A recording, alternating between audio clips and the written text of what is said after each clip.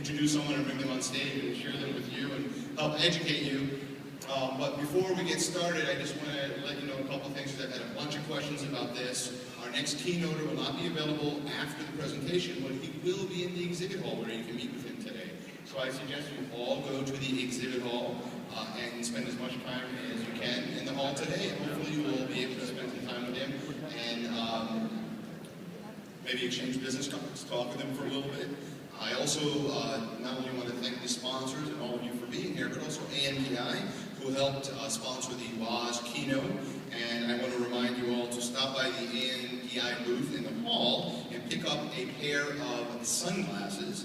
The hall's going to be open from 11 to 5 today, and at 4:45, I will be giving away a Jeep to somebody.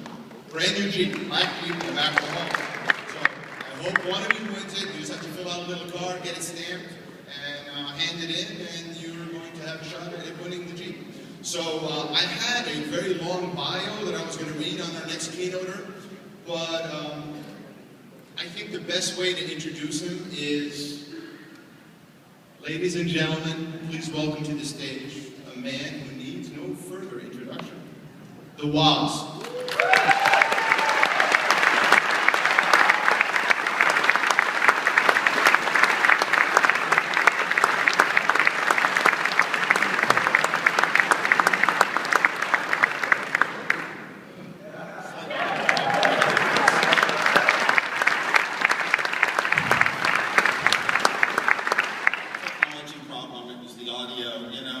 Everything these days has a computer in it.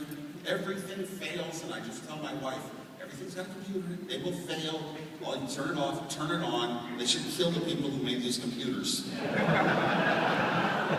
And, yes, so great to be here in Las Vegas and having a great time here. I'm glad that the conference is here this year. I was inspired my whole life by electronics and engineering.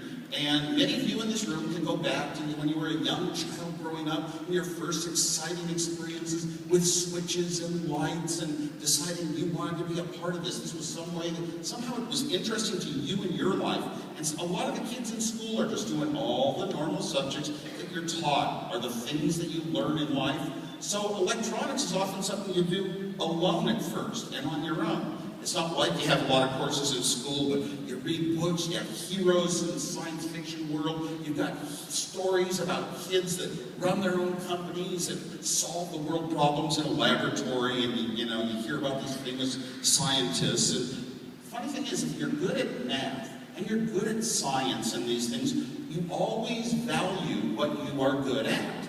So if you just happen to luck out and beat the girls on flashcard in 3rd grade, you start thinking, I'm a mathematician, I'm going to do things that have to do with math. And that's a good, head towards engineering. My father was an engineer, and I was going to be an engineer when I grew up. And I told him that.